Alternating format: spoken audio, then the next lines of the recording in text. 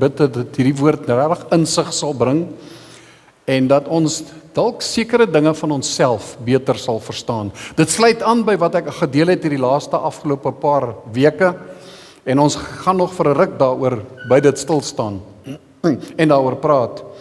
En nog so 'n bietjie echo Corneil, ek weet nie of dit ek is, kan dalk bietjie sagter sit. En die titel van vanoggend se boodskap is: Dit is wat ek doen, want dit is wie ek is. Ek wil weer sê, dit is wat ek doen, want dit is wie ek is. Nou, daai kan twee kante toe gaan. As jou identiteit nie regtig vas is in die Here nie, en dat jy regtig insig en begrip het van wat die Here eintlik in jou kom doen het, ons gesing van His Amazing Grace, dan sê, I've been set free. Daai begrip, dit wat ons gesing het, as dit nie, dit wat hy in sy woord sê, 'n oortuiging in my hart word nie, gaan ek nie verstaan en begryp wie ek is as 'n nuwe skepping in hom nie.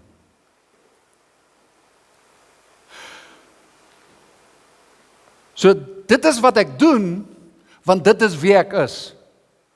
Maar wat glo jy? Wie is jy vanoggend? Staan ek nog met, ek is eintlik, hou vas nog aan die ou mens, my ou gedagtepatrone, my ou manier van dink, en ek staan met my van wie ek is in hom, en hoe ek probeer wees soos hy. Maar jy sien, die Here sê, jy's vanoggend 'n nuwe skepping. 2 Korintiërs 5:17. Hy gaan aan dan sê, ek is die geregtigheid van God in Christus Jesus. Kolossense 1:13, hy het my oorgebring uit die mag van duisternis en my oorgebring in die koninkryk van die seun van sy liefde. So hy het my oorgebring, ek is nie meer daar nie. En ek en jy moet daai insig kry van wie jy is.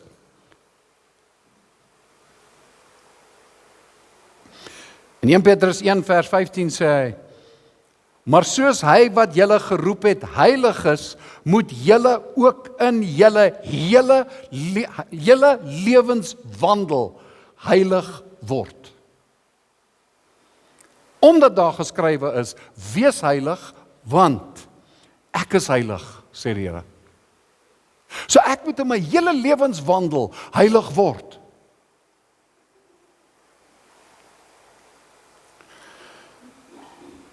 En dis hoekom 'n mens net beer in hierdie tyd wat ek so aan die boodskappe spandeer het, het ek ook self soveel nuwe dinge ontdek, besef en geleer. Dis dalk seker maar preek dalk meer met myself as met julle praat. En hy net weer besef hoe belangrik Romeine 12:2 is, wat hy sê, en word nie aan hierdie wêreld gelykvormig nie, maar word verander deur die vernuwing van julle gemoed, sodat julle kan beproef wat die goeie en welgevallige en volmaakte wil van God is.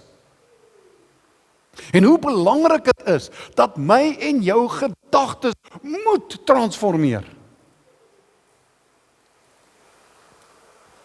Wat sê die Amplified? Die Engel, hy bly hom so 'n bietjie uit. Hy sê, do not be conformed to this world, this age, fashioned after and adapted to its external superficial customs. But be transformed, changed, by the entire renewal of your mind, by its new ideals and its new attitude. Hy sê, so that you may prove for yourselves what is the good and acceptable and perfect will of God, even the thing which is good and acceptable and perfect in His sight for you. So my en jou, ons gedagtes moet verander en daar's 'n totale transformasie wat moet plaasvind. 'n Metamorfose, julle ken die storie. Daai wat die rispe 'n skoenlapper word. Dis nie net so 'n bietjie panel beating en 'n bietjie oil of delay en of oil of olij of wat ook. Dis nie net so bietjie make-up en so 'n paar bietjie verf opgesit nie. Nee. Dis 'n totale transformasie van 'n wurm na iets onbeskryflik besonders. So ek wil weer sê, dit is wat ek doen want dit is wie ek is. Jy sien, wanneer ek wandel in sy koninkryk en ek wandel onder sy koninkryks beginsels, ek doen wat ek nou doen want dit is wie ek is. Ek is sy seun, ek is sy dogter, omdat ek sy seun is, dis hoe ek dit nou doen.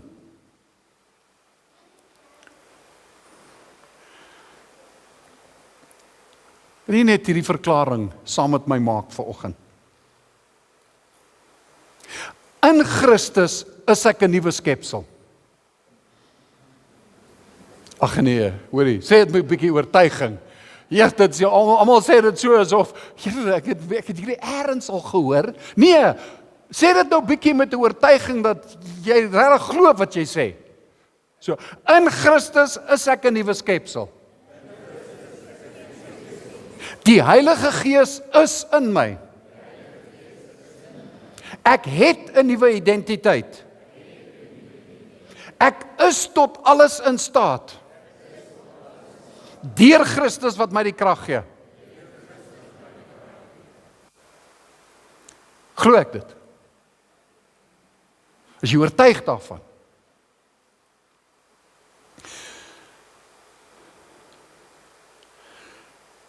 Hier is 'n kernsin stelling wat ek wil maak.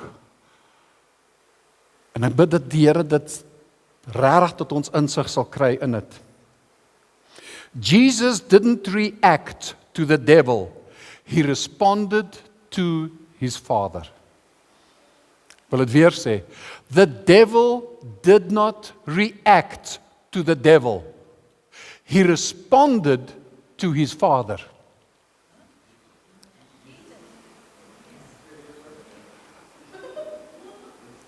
Yeah. Jesus did not react to the devil, but he responded to his Father. Nou sien ek mense kyk my, hè? Gaan dit nou verduidelik. Daar's twee woorde. In Afrikaans is dit nou bietjie moeiliker, maar in die Engels, daai twee woordjies, hulle sê they are used interchangeably.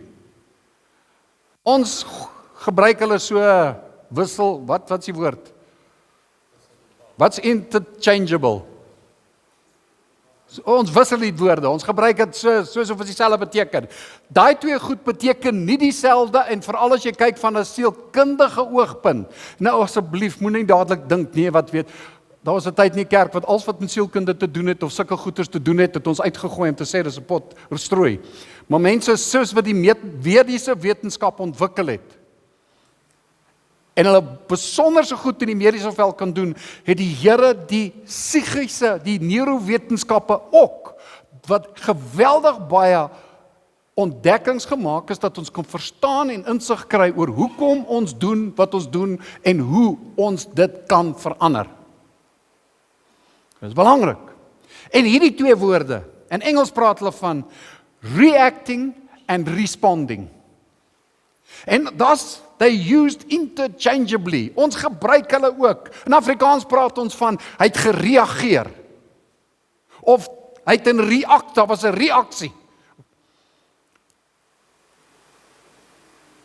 Maar ek wil sommer aan die begin sê, wanneer ons praat van reageer, wil ek dit koppel aan ons moet regeer.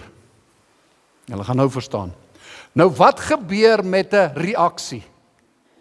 Wat gebeur met reaction in die Engelse woorde? He reacted.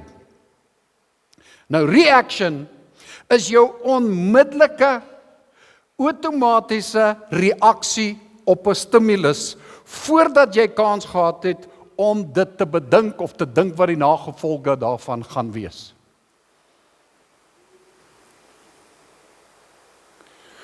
Dis gewoonlik, dis impulsief, dis instinktief, Dis gewoonlik, dis emosioneel gedryf, dis ongefilterde gedrag, optrede.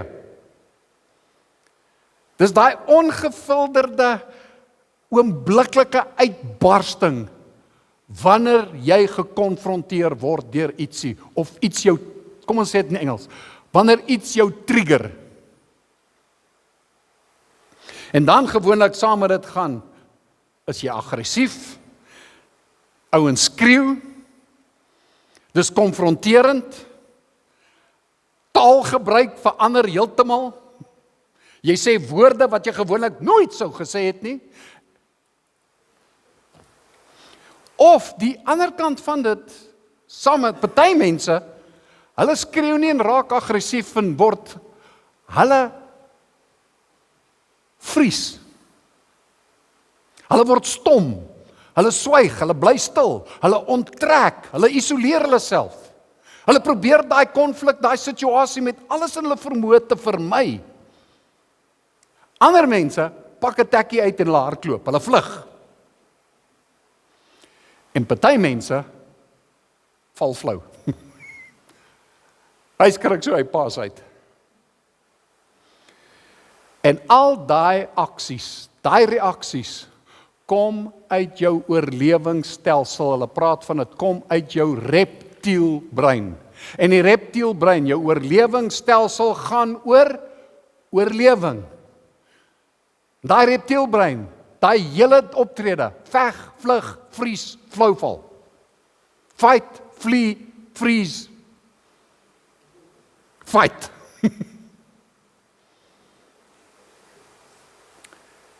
En gewoonlik, wanneer jy in daai reaksie ingaan, when you react, you escalate conflict. Ek eskaleer konflik. Ek skep vir myself, ek dink ek kom uit die situasie en inteendeel ek skep vir myself nog meer probleme. Nou, die ander kant van dit, die ander woord, is die woord respond. Wanneer ek respond op 'n situasie, wanneer ek, kan ek maar sê, die ene is, ek het in reaksie gegaan, die ander ene, ek reageer, en onthou, ek koppel die reageer aan regeer. But when I respond, responding is doelbewus en bedagsaam, daar's emosionele regulering, met ander woorde, ek het beheer oor my emosies. My optrede kom vanuit rasionele denke. Ek maak ingeligte besluite. Daar's selfbeheersing, wat spanning en konflik deeskaleer. So ek het tyd gevat, want jy sien, hierdie vat so bietjie tyd. Reaksie is oombliklik. Responding, meen ek moet dink. Ek moet daaroor, ek moet 'n rasionele besluit neem. Ek dink aan wat die gevolge gaan wees, wat die impak gaan wees wat ek nou sê, wat gaan die impak wees van wat ek nou doen. Dis 'n ingeligte besluit wat jy neem. En daai besluit is gefokus op die uitkoms vorentoe. En so gesê het, wat die gevolge gaan wees, wat ek gaan dink, wat ek gaan sê, en wat gaan my gepaardgaande gedrag wees, saam met dit. So die ene, reacting, oombliklik. Ek dink nie, ek doen dit. Responding, is daar selfbeheersing. Dis beheerst.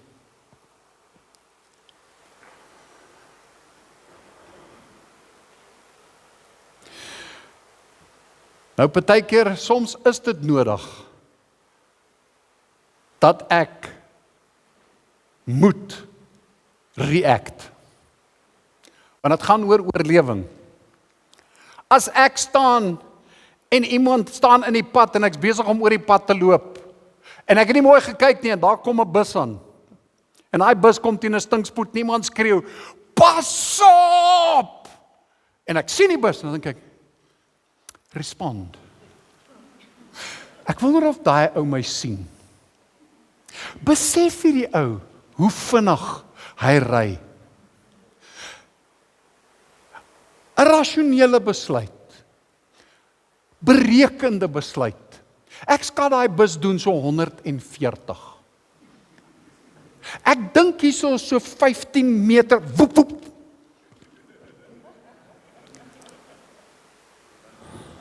Ja.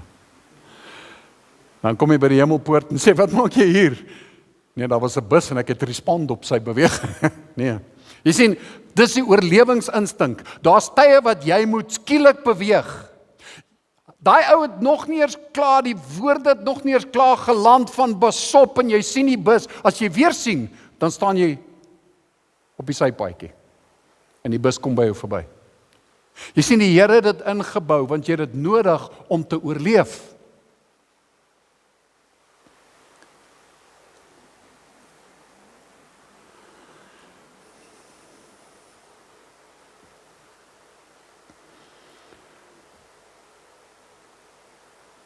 Jesus didn't react to the devil. He responded to his Father. En ek gaan julle 2 Bybelse voorbeelde gee wat die 2 goeters duidelik beskryf. Hoe ons anders optree, want jy sien ons, wanneer daar 'n trigger kom in ons lewens, dan react ons. En ek boef sonder om te dink. En ons tree op sonder selfbeheersing. Nou dink bietjie. 'n Ou ry voor jou in. Taxi ry voor jou.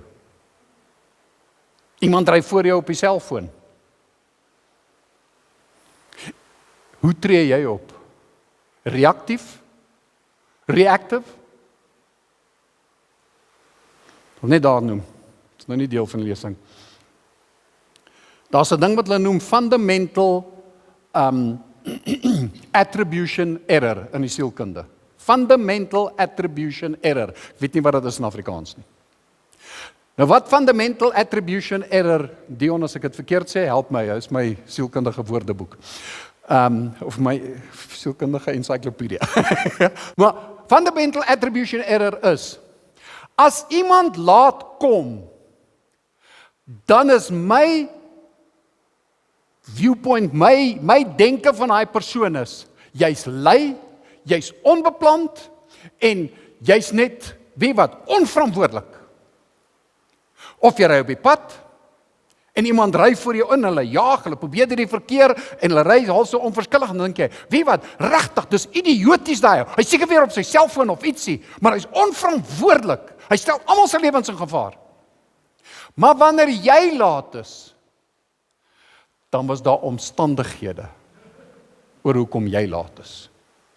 Daar was 'n ongeluk, en dis hoekom ek laat is. En wanneer jy soos 'n idioot ry op die pad, en jy jaag, ek jaag en ek ry so, want daar's 'n krisis, my kind is in die hospitaal opgeneem. So wanneer ek 'n probleem het ek 'n geldige verskoning en verklaring daarvoor. Wanneer die ander persoon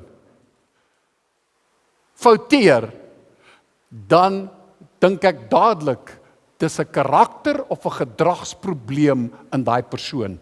Ek dink nie vir 'n oomblik, hierdie ou jaag toe tussen die karre deur. Ja, ek wonder wat is die krisis daar. Want jy sien, hy ry gewoonlik nie so nie. Maar hy het 'n krisis. Hy is besig om te react, want hy is bietjie in skok, want sy kind was in 'n ongeluk en hy's in die hospitaal.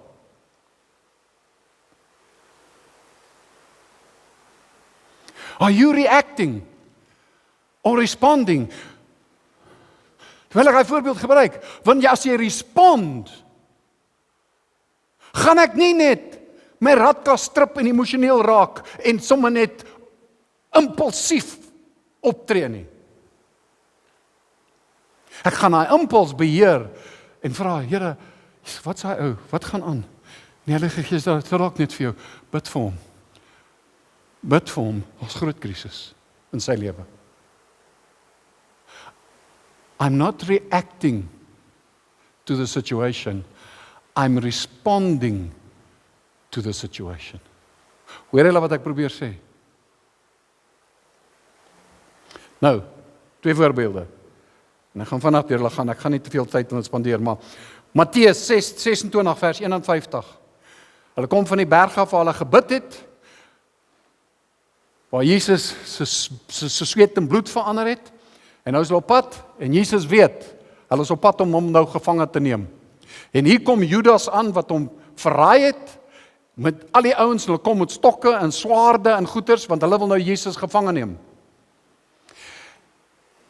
En toe hulle by Jesus kom, en hulle wil hom gryp, en hulle wil gryp, toe wat doen een van sy disippels? Jy lees daar, vers 51, en een van die wat saam met Jesus was, dis Petrus, het met een sy hand uitgesteek en sy swaard getrek, en hy die diensknegt van die hoëpriester geslaan, en sy oor afgekap. Toe sê Jesus vir hom, sit jou swaard in sy plek terug, want almal wat die swaard neem, sal deur die swaard vergaan. Lukas 22 vers 51 sê, maar Jesus het geantwoord sê, hou op, dis genoeg, en hy het sy oor, die ou wie se oor hy afgekap, sy oor aangeraak en hom gesond gemaak. Dit was die hoëpriester se diensknegt Malchus. Nou, dink julle, dit was 'n stresvolle oomblik gewees vir almal daar? Weet jy, ek dink dit was serieus. Hier kom hierdie perde aan met hulle fakkels in die nag. Hier's Judas. Almal weet, Judas het nou Jesus verraai. Hierdie stres en hierdie angs wat daar is, dis 'n kwaai situasie.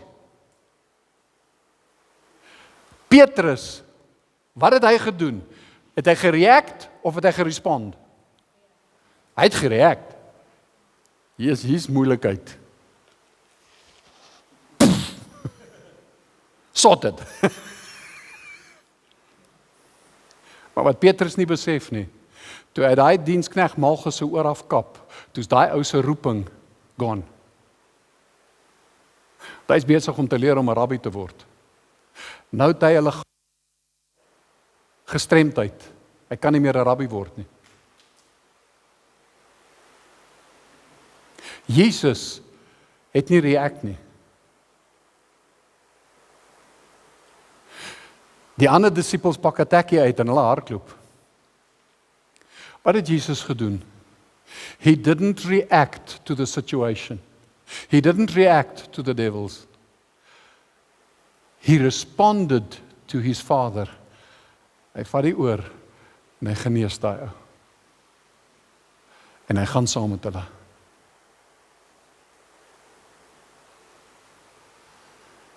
Tweede voorbeeld. Handelinge 7, vers 55.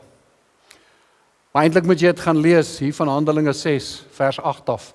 Dis die verhaal van Stefanus, een van die diakens. En dan lees jy Handelinge 6, vers 8. En Stefanus, vol van geloof en krag, het groot wonders en tekens onder die volk gedoen. Stefanus, dis wat hy bekend het. Vol van geloof en krag. Daar's iets in hom. Stefanus het ontdek wie hy is in die Here, dat die Gees van die Here in hom woon. Hy's gevul met die Heilige Gees. Onthou, Handelinge, na die opstanding, na die uitstorting van die Heilige Gees. Vol van geloof, maar ook vol van die Gees, vol van die krag van die Here. En dan lees jy verder aan, en dan sien jy, hulle wil met hom gesels, hulle wil met hom rede twis. En hy deel 'n klomp goed, ek gaan nie in die detail, gaan lees dit alles, dit is baie interessant. En die uiteinde is, hierdie ouens wat hy mee gepraat het, neem aanstoot, hulle react, hulle sweep die ouderlinge, die skrifgeleerdes, die Joodse raad, hy gaan sweep hulle op. En die volgende oomblik is daar 'n hengse konfrontasie. En hulle konfronteer vir Stefan, vir Stefanus.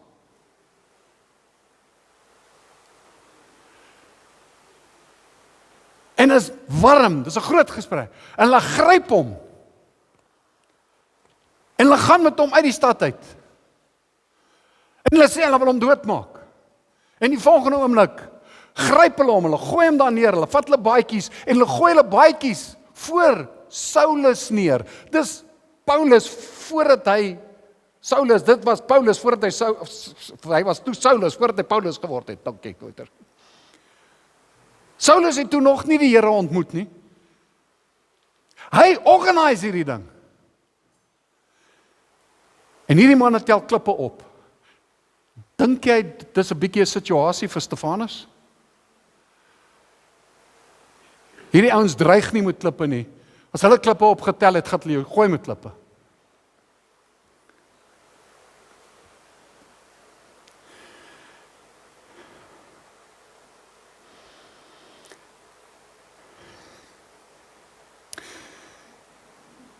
Lees Handelinge 7 vers 55. Maar hy Stefanus was vol van die Heilige Gees en het sy oë na die hemel gehou en die heerlikheid van God gesien en Jesus wat staan aan die regterhand van God.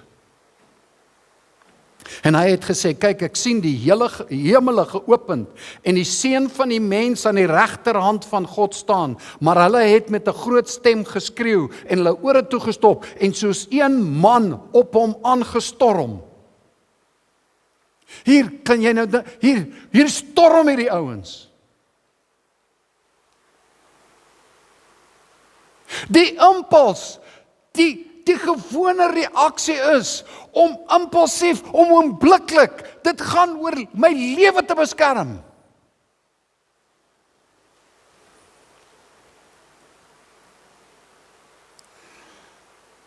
Maar waar is sy oë?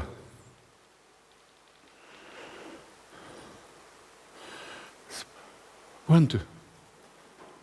En as my iets, en hoor jy, dis, ek weet nie hoe reg is ek nou dit, maar hy sê, en ek sien die seun van mens, ek sien Jesus staan aan die regterhand van die Vader.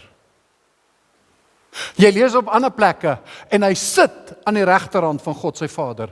Maar hier, in hierdie situasie, staan Jesus.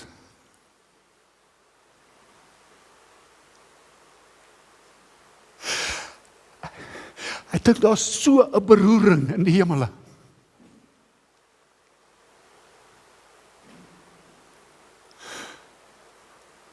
Want Stefanus vol van die Heilige Gees.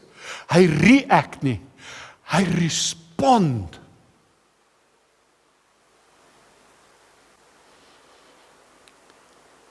He responds to the Holy Spirit.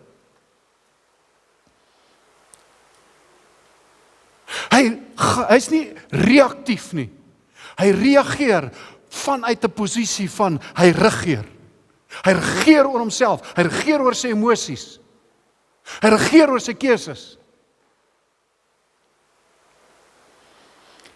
En kyk wat gebeur. En hulle het Stefanus gestenig terwyl hy die Here aanroep en sê, Here Jesus, ontvang my gees. En hy het op sy knieë neergeval en met 'n groot stem uitgeroep, Here, reken hulle hierdie sonde nie toe nie. En met die woorde het hy ontslaap. Wie nog het dit gesê op 'n stadium net voordat hy sterf? Jesus. Wat sê Jesus? Here, vergewe hulle, want hulle weet nie wat hulle doen nie. Wat sou ek en jy gebid het? Sou ons kon gebid het? What would have happened if he reacted? Toe Jesus bid, toe hy so Petrus sy swaard uittrek om die ou se ore af te kap, toe sê Jesus, ek kon my Vader gevra het en hy sou legioene van engele gestuur het om my te kom help. But he didn't react. He responded to his Father. Stefanus didn't react. Hoe sou ek en jy gebid het? Here, ek bestraf hierdie manne nou in die naam van Jesus. Ek bestraf elke duiwel. En ons gaan in 'n geestelike oorlogvoering, want hy dalk nou net die vorige paar weke nuwe geestelike oorlogvoeringskursus bygewoon.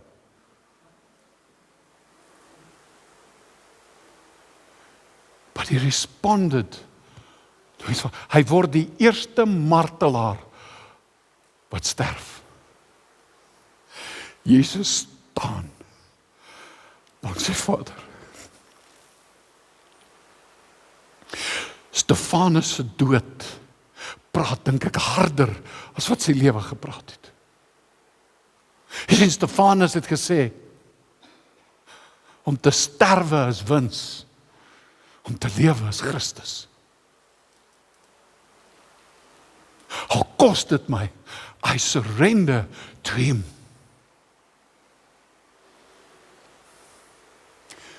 Jy sien soveel keer ons logiese denke, dit maak nie sin vir ons logiese denke nie. Jy sien, wanneer ons bid, Here, laat die koninkryk kom, laat die wil geskied, soos in die hemel, so ook op aarde. Baie keer, laat die koninkryk kom, gaan nie gebeur soos wat ek en jy dink nie.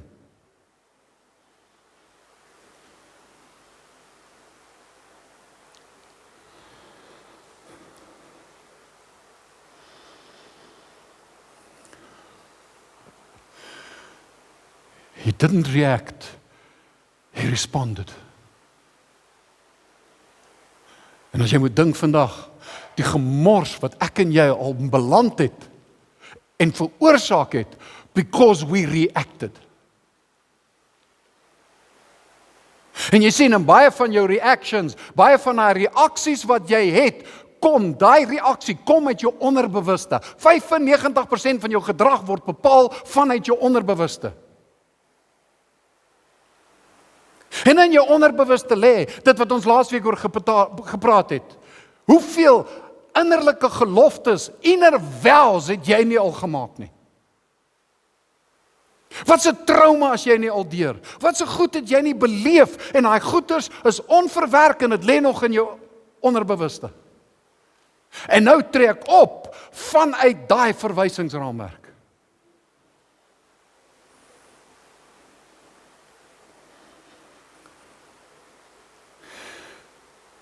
Nou die sielkunde se verduideliking van reacting, responding. Wat sê die woord van die Here? Wat sê die Bybel rondom daai twee konsepte?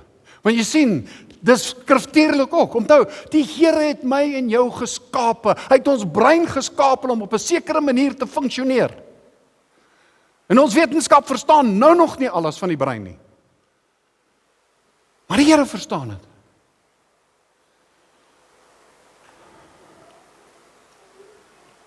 Galasiërs 5 vers 14. Want die hele wet word vervul deur een woord, naamlik, jy moet jou naaste lief hê soos jouself. Maar as julle mekaar byt en opeet, pas op dat julle nie die een deur die ander verteer word nie. Maar ek sê, wandel deur die Gees, dan sal julle nooit die begeerlikheid van die vlees volbring nie. Want die vlees begeer teen die Gees en die Gees teen die vlees en hulle staan teenoor mekaar. Sodat hulle nie kan doen wat hulle wil nie, wat julle wil nie. Sodat julle nie kan doen wat julle wil nie. Jy sien, daar's hierdie geveg in my binneste tussen die vlees en die Gees. Reacting, responding.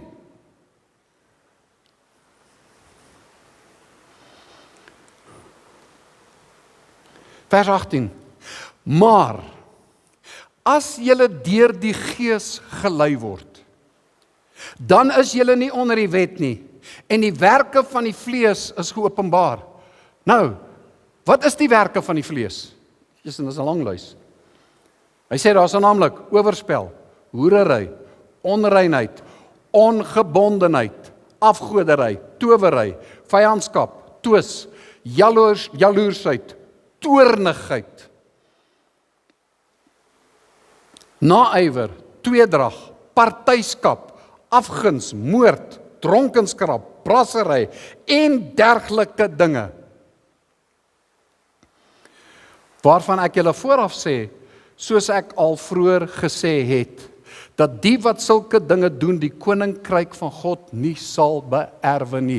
Die mense wat sulke goeders doen, wat so optree, wat so dink, wat so praat volgens die vlees, gaan nie die koninkryk van God op hierdie aarde beleef nie.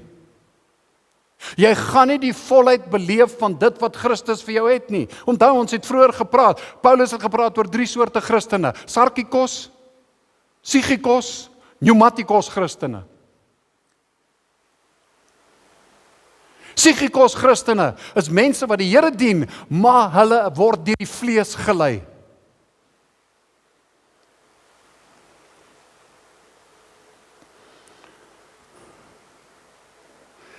Dan vers 22. Maar die vrug van die Gees is liefde, blydskap, vrede, langmoedigheid, vriendelikheid, goedheid, getrouheid, sagmoedigheid, selfbeheersing. Teen sulke dinge is die wet nie, maar die wat aan Christus behoort, het die vlees met sy hartstogte en begeerlikhede gekruisig. As ons deur die Gees lewe, laat ons ook deur die Gees wandel. Laat ons nie word soekers van ydelle eer, wat mekaar uittart en mekaar beny nie. Laat ons nie soekers word van ydelle eer. Jy sien, ons gaan in 'n reaksie in. Iemand het my getrigger. Gerard sê vir my iets. Zelda doen iets. My vrou tree op 'n manier en ek strip my hele rakkas. Ek's reaktief. Ek gaan in reaction in. En dan dat is nog ietsie kom nog sulke ydelle eer te hê. Yes, ek het nou vir daai ou gesê. Yes, no, I gave him a peace of mind. O Gunder, ek het hom in sy peekie ingestuur.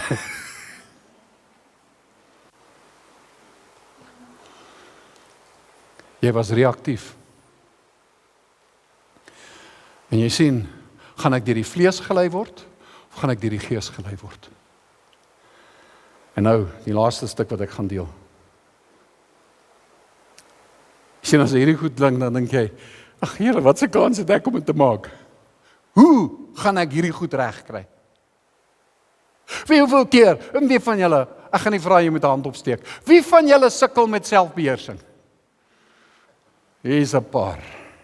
Ek steek 2 op. Ons sukkel met selfbeheersing, en dink, hoe gaan ek selfbeheersing reg kry? En as ek luister na hierdie goed, dink ek, hier is nog moeiliker. Nee, dit is nie. Die Here het dit maklik gemaak.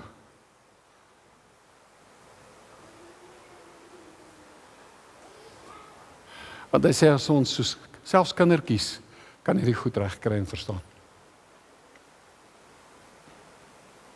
Wat het ons net nou gesê? Ek is 'n nuwe skepping.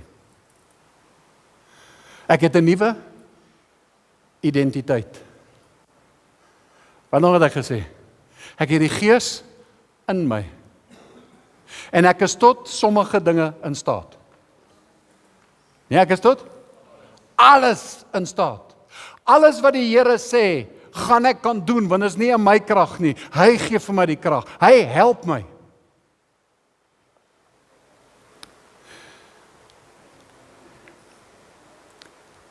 Mense, en ek wil vanoggend, weet nie wie van julle het al van Dr. Caroline Leaf se boeke gelees nie. Sy praat, sy's 'n neurowetenskaplike. Gaan nie aan haar begin.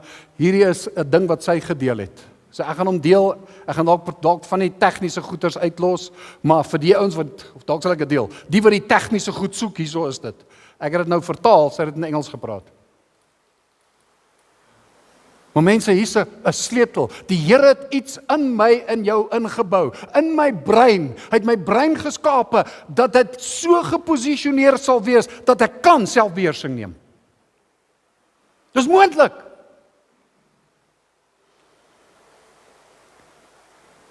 Nou hier is wat die meeste mense nie besef nie. Dis wat Caroline Leaf sê. Neurowetenskap weet, dat tussen jou ervaring en jou reaksie, is daar 'n spasie, 'n venster tydperk. En in daardie spasietjie lê jou krag en jou deurbraak.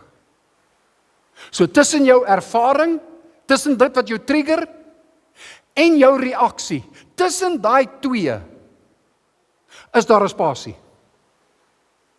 En in daai tydperk, daai venstertydperk, kan jy deurbraak kry. So wanneer iets jou trigger, 'n opmerking wat iemand maak,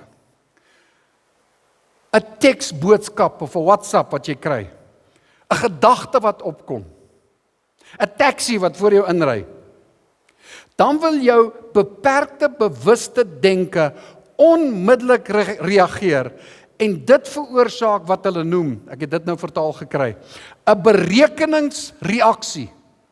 Die Engels praat van 'n computational response. Nou hoor jy, dis die goed wat Caroline Leaf gesê het. Nou in die brein, dit veroorsaak 'n computational response in die brein. Met ander woorde, dit gaan 'n reaksie veroorsaak. En sodra dit gebeur, die amygdala in jou brein, nou die amygdala is deel van jou limbiese stelsel. Die limbiese stelsel hanteer al jou emosies. Nou die limbiese stelsel, die amygdala, daar's nie logiese denke in daai deel van die brein nie. Die emosies lê daar. Nou wat die amygdala doen, dit vorm deel van jou selfverdedigingsnetwerk ook. Die amygdala vuur en stresshormone oorstroom jou stelsel. En sodra daai amygdala gevuur het en daai stresshormone, kortisol, adrenalien en al daai goeters, al die stresshormone jou stelsel oorstroom, trigger jou reptielbrein en jy gaan in oorlewingsmode in. You go into survival mode. En jou oorlewingsstelsels kop in, veg, vlug, vries, flauwval. En jy reageer vanuit jou oorlewingsstelsel, nie vanuit wysheid en logiese denke nie. Nou daai pause, dis 'n ingryping van 10 sekondes. Tel tot 10 saam met my. 1000, 2000, 3000, 4000, 5000, 6000, 7000, 8000, 9000, 10000. Dit was 10 sekondes. Die Here gee vir jou 10 sekondes, daai 10 sekondes om in te gryp. En 'n reaksie te verander na 'n respons.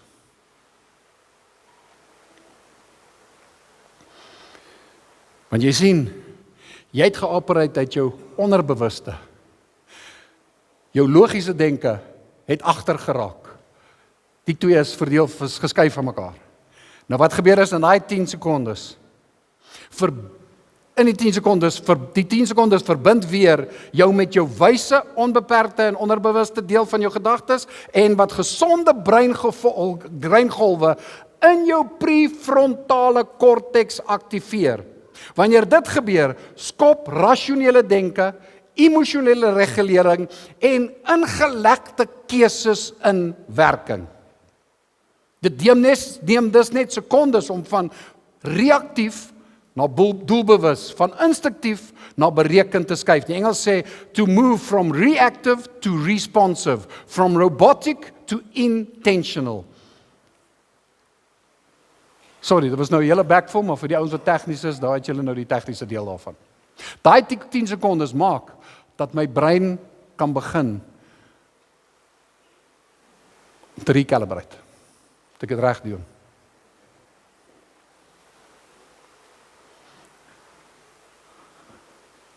Gaan luister Caroline Leaf se hele gedrag, hele boodskap oor hierdie goed. Dis op YouTube. So jy 10 sekondes. En hoe doen ek dit? Onthou julle ons het hierdie goed gedoen van onthou, stop, dink, plan, doen. Die presiese ding daarso. Stop. Wanneer daai trigger gebeur, daai ou sê iets, jy lees die boodskap, die ou ry voor jou in. Dadelik, jy 10 sekondes. Ek het vir ouens gesê nou die dag in die week, laasweek toe ek met hulle gepraat het, sê ek, skreeu net 10, dat jou brein sy aandag kan kry. Skreeu 10! Skreeu so aan my. Jy word getrigger, as ek sê trigger, dan skreeu. Trigger! Jy moet om hard skreeu. Maar jy skreeu 10, laat dit jou net stop. Asem diep in. Hou hom. Asem uit. En terwyl jy uitasem, hulle het nou wetenskaplike goed wat hulle sê, maar ek wil sê, terwyl jy uitasem, ek is tot alles in staat. Dankie Jesus, ek kan. Dankie Jesus, ek kan.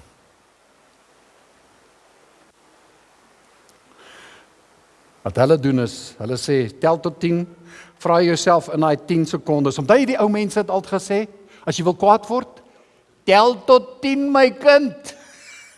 Daar's 'n wetenskap agter die tel tot 10. Jy het verniet gesê, jy dink jou ma of jou ouma se kop raas. Hulle koppe het die regte geraas gemaak. Hy sê daardie 10 sekondes, kom hierdie reaksie van die huidige oomblik of van 'n ou patroon, vra jouself af. Maar jy sien daardie pause skep wat die neurowetenskappe noem 'n kognitiewe ruimte. 'n Cognitive space. En die gaping tussen bewustheid, awareness en reaksie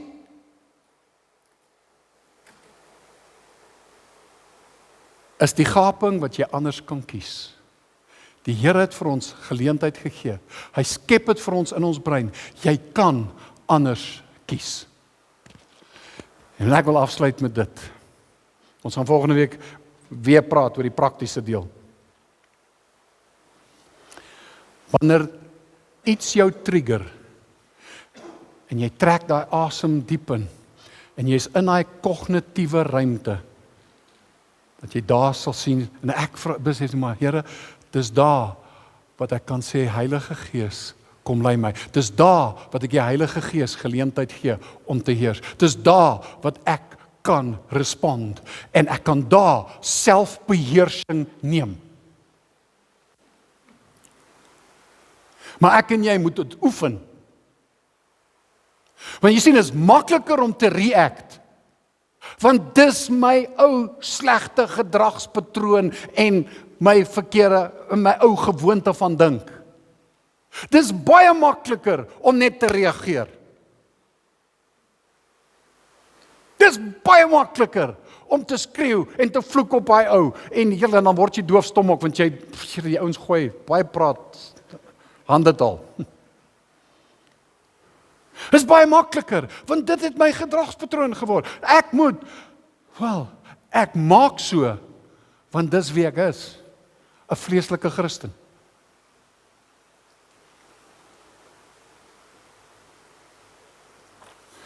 Stop. Haal asem.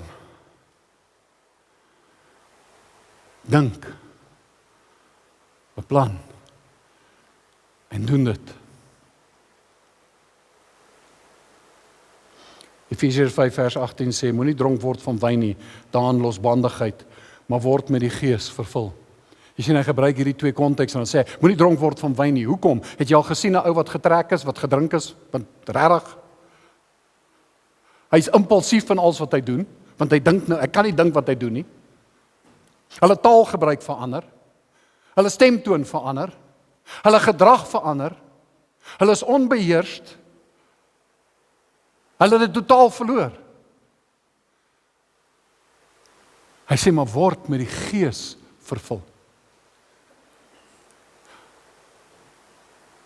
Want sê, as jy dronk word, daar's losbandigheid, maar word met sy Gees vervul. Jy sien, die Grieks praat van 'n voortdurende tyd, 'n continued tense. Hy sê, be continually filled with the Holy Spirit. Want jy sien, elke keer wanneer die Gees inkom, en hy vul my maak, en hy maak my vol met sy Gees, hy verander dit wat binne in my is. Jy het al gesien, as jy 'n beker vat, en jy gooi met hom klippies en modderwater daar binnekant, hy's vuil.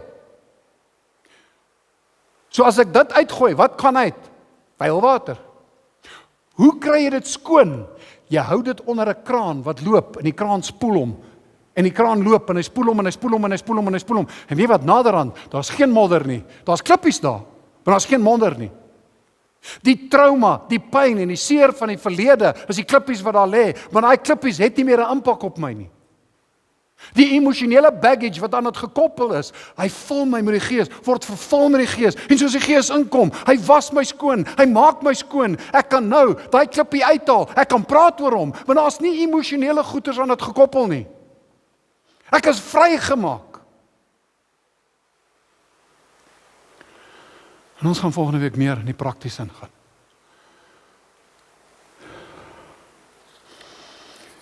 Ons sien nou tyd, hier is nog 'n paar skrifverse, maar Hebreërs 5, en ek maak toe, en ek gaan vir jou net so 'n dingetjie gee wat jy kan gebruik. Hebreërs 5 vers 13 sê, want elkeen wat melk gebruik is onervare in die woord van geregtigheid, omdat hy 'n kind is. Maar vaste spys is vir volwassenes, vir die wat geestesvermoëns besit deur die gewoonte geoefen om goed van kwaad te onderskei. Deur die gewoonte geoefen. Ek en jy moet hierdie goed oefen.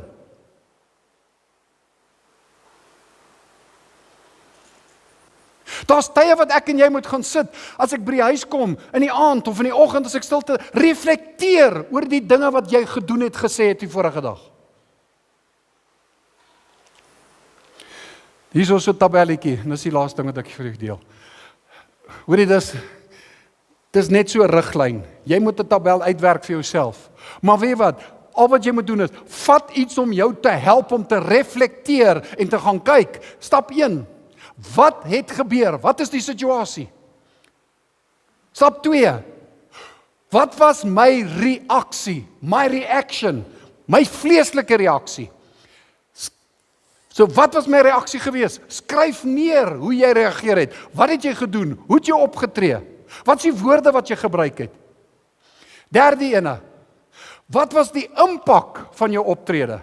Hoe dit jou laat voel? Want jy sien, as jy in die reaksie ingegaan het en jy daai automatic response gehad en jy het jou meer verloor, hoeveel keer voel jy nie daarna skuldig? Jy spyt oor die dinge wat jy gesê het, wat jy gedoen het? Skryf neer. Wat was die impak? Wat was die gevolge? Wat se konflik het ontstaan? Hoekom het die konflik ontstaan? Skryf neer die goed. Dan die 4de punt. Die Heilige Gees. Here, praat met my. Heilige Gees, sê vir my. Sal jy met my deel?